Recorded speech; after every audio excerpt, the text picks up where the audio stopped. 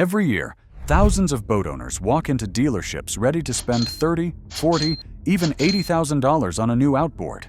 They think they're prepared. They've done their research.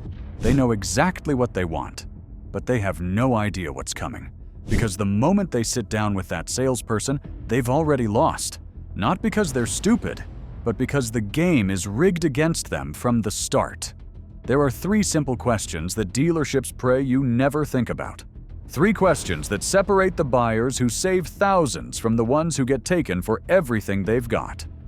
I'm about to show you exactly what those questions are. And once you know them, you'll never look at an outboard purchase the same way again. But before we dive in, I need to ask you something. Have you ever walked out of a marine dealership feeling like something wasn't quite right? Like maybe you paid more than you should have?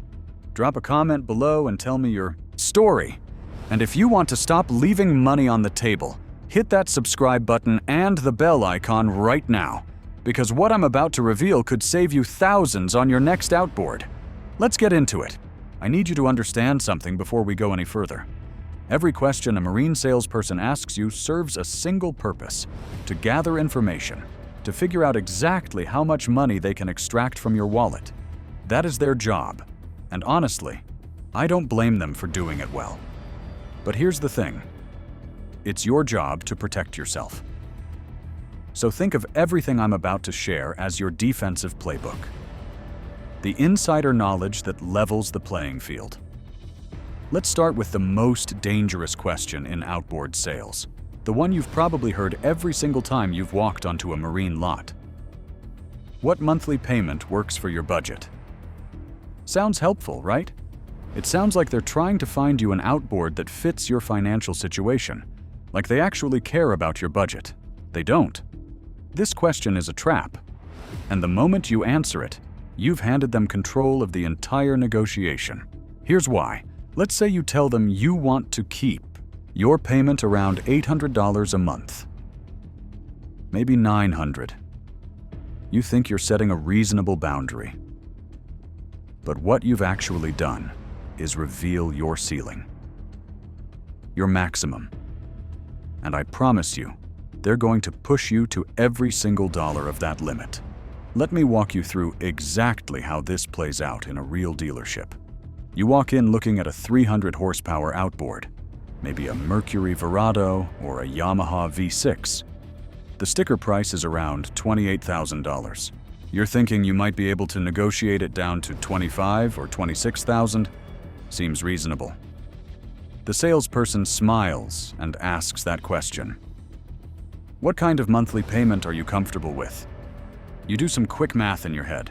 You figure somewhere between $700 and $900 a month sounds okay. So you say, I'd like to stay around $800 or $900. And just like that, you've told them $900 is your number. Now watch what happens. Their entire focus shifts. They're no longer thinking about the price of the outboard. They're thinking about the payment. And those are 2 very different things. Marine financing is not like car financing. When you buy a car, you're usually looking at loans between 3 and 7 years. But marine loans, they can stretch to 12 years, 15 years, sometimes even 20 years on larger packages. And the longer the loan, the lower your monthly payment appears. So they move you from a 10-year loan to a 15-year loan. Suddenly your payment drops. You feel good about it. You think you're winning, but you're not. You just added 5 years of interest payments to your purchase. On a $28,000 outboard at 8.9% interest, that's an extra $11,000. Money that goes straight to the lender. Money you'll never see again. And that's just the beginning. Because now, the finance manager enters the picture. This is the person who handles all the paperwork, the warranties, the insurance products. And they have one mission: to fill every remaining dollar of your stated budget with add-ons. For just $45 a month, you can add our extended warranty. For another $30, we'll include our premium maintenance package. For $25 a month, you get gap insurance to protect your investment. Each product sounds small, almost insignificant. But here's what's really happening. You said $900 a month. The base payment came out to $720. That leaves $180 of room in your budget. And they're going to fill every single dollar of that gap. Before you know it, you're at $895 a month, still under your $900 target. You feel like you negotiated well. You might even thank them for working with you. But let's look at what actually happened. You paid $31,500 for a $28,000 outboard. You're locked into a 15-year loan at a higher interest rate than you should have qualified for.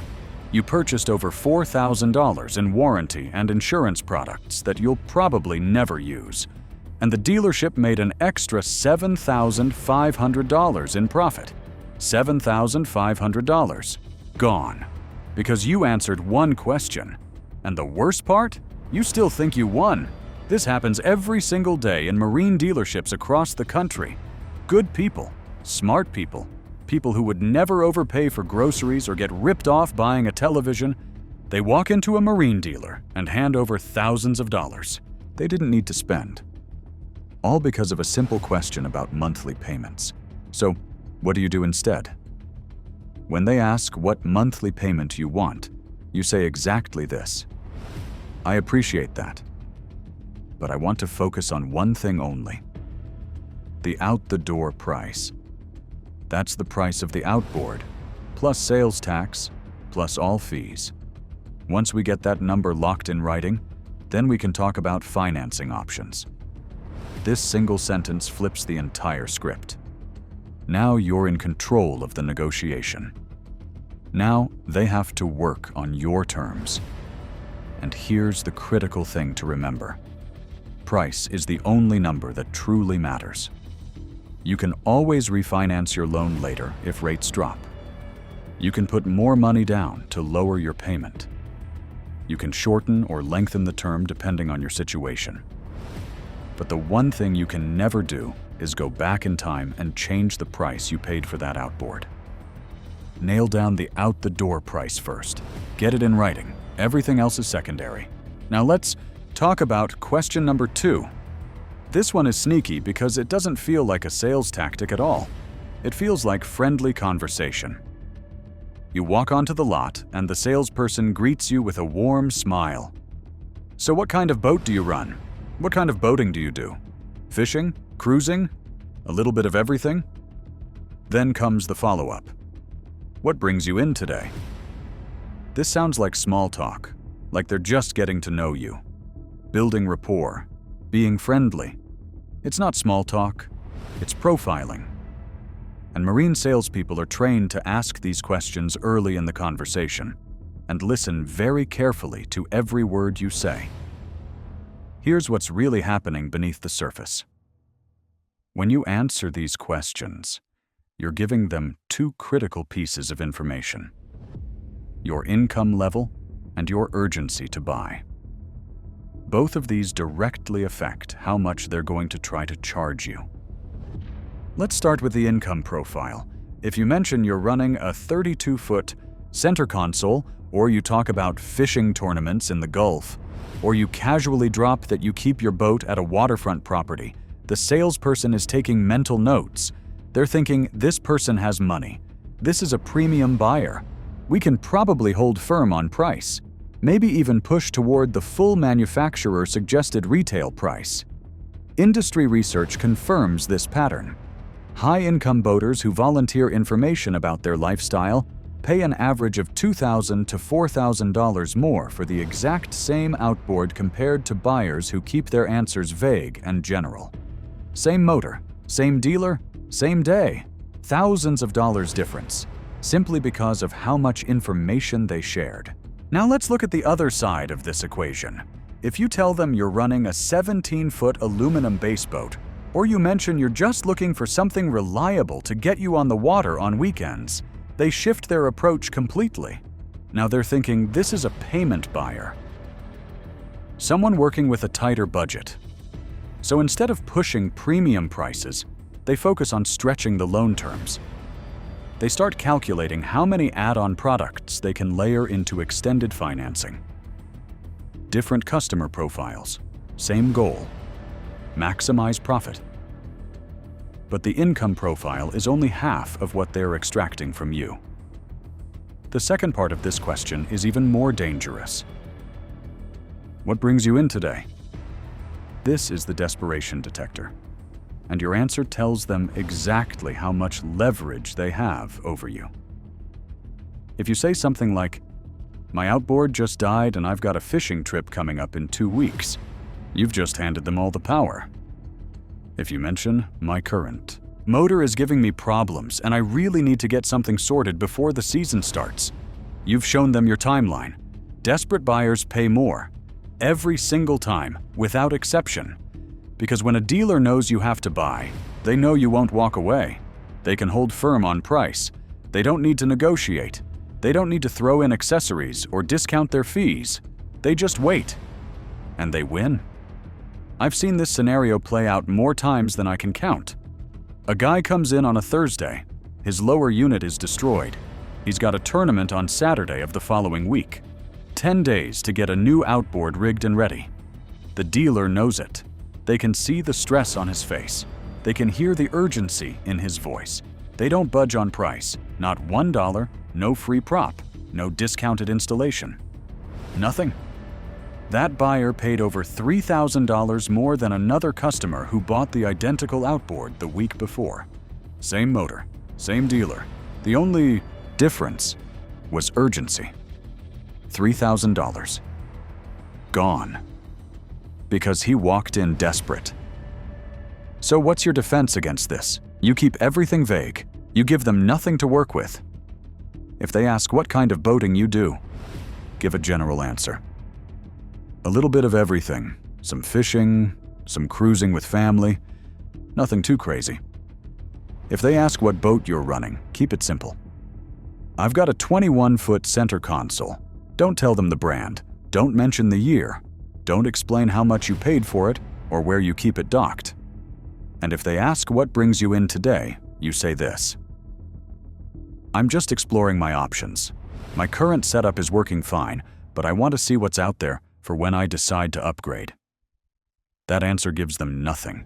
No income signals, no urgency, no leverage. Now here's the hard truth. Sometimes you actually are desperate. Your motor died. You need to be on the water soon. Life happens. In that situation, here's what you do. You find a way to remove the pressure before you walk into that dealership. Borrow a friend's boat for a few weeks. Rent something for that fishing trip you can't miss.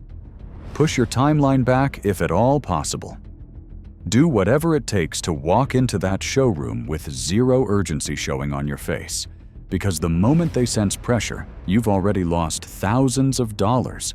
The less they know about your situation, the less they can use it against you. Information is currency in a marine dealership. Stop giving it away for free. Now we arrive at question number 3, and this one catches almost everyone because it seems so logical. Do you have an outboard to trade in? You're thinking, well, if I'm planning to trade something in, they need to know eventually, right? And technically, yes. But it's not whether you tell them that matters. It's when you tell them. And that timing changes everything. Because this is where dealerships hide thousands of dollars in plain sight. What they want to do is bundle your trade-in and your new outboard into one big transaction. They mix everything together. And once those numbers get tangled up, you cannot tell where the money is actually going. Let me explain a concept the industry calls actual cash value. This is the real market value of your trade-in, not what they show you on the paperwork. What your old outboard is genuinely worth if you sold it yourself. Here's how the trick works. Let's say your current outboard is worth $8,000 on the open market. You could list it on Boat Trader or Facebook Marketplace and reasonably expect to get $8,000 for it. You walk into the dealership and they inspect it. The salesperson comes back with a big smile. "Great news, we can give you $9,500 for your trade-in." You're thrilled. That's $1,500 more than you expected. You're thinking this dealer is really taking care of you. But here's what actually happened. That new outboard you're buying, the one with a sticker price of $32,000, They quietly marked it up to $33,500. They didn't give you extra money for your trade. They inflated the price of the new motor and shuffled the numbers around. On the paperwork, it looks like you got a fantastic trade-in deal. In reality, you paid exactly what they wanted you to pay. You just couldn't see it because everything was blended together. This technique has a name. It's called payment packing. And it's been standard practice in the marine industry for decades. You've probably seen those dealer advertisements. Bring us your old outboard, running or not. We'll give you $2,500 toward your new purchase. Sounds generous, but think about this for a moment. If your outboard doesn't run, if it's basically scrap metal, it's worth maybe $200 or $300. So where is that extra $2,200 coming from? It's coming from you. They're either inflating the price of the new outboard to cover it, or they're absorbing it into their profit margin and making up the difference somewhere else. Higher financing rates, additional fees, overpriced add-on products. When transactions get mixed together, money moves in ways you cannot track. And when you can't track the money, the dealer wins every single time. So here's how you protect yourself. You keep every transaction completely separate. The price of the new outboard is deal number 1. Your trade-in is deal number 2. Financing terms are deal number 3. Warranties and accessories are deal number 4. Never let them combine these into a single negotiation. When they ask if you have an outboard to trade, you say exactly this. I might, but first I want to nail down the best out-the-door price on the new motor. Let's get that number in writing, and then we can discuss whether I want to trade anything in. This keeps everything clean. This keeps everything visible. This keeps you in control. And here's something else to consider. You might not want to trade it in at all. Before you accept any trade-in offer, take your current outboard somewhere that specializes in used motor valuations. Get an independent assessment. Check what similar models are actually selling for on Boat Trader, Craigslist, or Facebook Marketplace. Look at consignment prices at local marine shops. In most cases, you can get between $1,000 and $3,000 more by selling your outboard privately versus trading it in at a dealership. Now, I know what some of you are thinking. What about the sales tax credit? In certain states, when you trade in your old outboard, you only pay sales tax on the difference between the new motor and your trade-in value. That can represent real savings. But you need to do the math carefully. If selling privately gets you an extra $2,500, but the tax credit only saves you $600, you're still $1,900 ahead by selling it yourself. The tax credit doesn't automatically make trading in the better choice. You need to examine every piece of this transaction separately. That's the only way to truly understand what you're paying and what you're getting. So let's step back and look at the complete picture. 3 questions. That's all it takes to shift thousands of dollars from your bank account into the dealership's profit margin. What monthly payment works for you? The payment trap. What kind of boating do you do? What brings you in today? The profiling trap. Do you have a trade-in? The bundling trap. Each question sounds helpful. Each one feels like normal, friendly conversation. But each one is carefully designed to extract information that puts you at a disadvantage before you even realize what's happening. Now, I want to be clear about something important. I'm not saying all marine dealers are dishonest. That's not the message here. Most people working in this industry genuinely love boats. They're passionate about getting customers on the water. They take pride in matching the right outboard to the right application, but they're also running a business. Their job is to maximize profit on every transaction, and these techniques work. They've been tested and refined over decades because they consistently deliver results. Your job is simply to understand the game being played. When you walk into a dealership armed with this knowledge, everything changes. When you refuse to reveal your monthly payment ceiling, when you stay vague about your personal situation, When you keep your trade-in completely separate from the new purchase, you fundamentally alter the dynamic of that conversation. You become a buyer they cannot manipulate. Not because you're being difficult or confrontational, because you're being informed. Here's what I want you to take away from everything we've discussed. Buying an outboard motor is one of the largest purchases you'll make as a boater. We're talking $15,000, $30,000, sometimes $80,000 or more. This is not a decision you should approach casually or emotionally. But it's also not something you need to fear. When you recognize the questions designed to work against you, when you understand the tactics behind them, when you keep your focus locked on the only number that truly matters, the out-the-door price, you take back control of the entire process. You don't need to be a marine mechanic. You don't need to memorize spec sheets or understand gear ratios. You just need to be an expert in protecting your own interests. And now you are. If this information helped you see outboard purchases differently, hit that subscribe button. I'm going to keep pulling back the curtain on how this industry really operates. The deals, the tactics, the truths most buyers never hear. Until next time, protect your wallet, and I'll see you in the next one.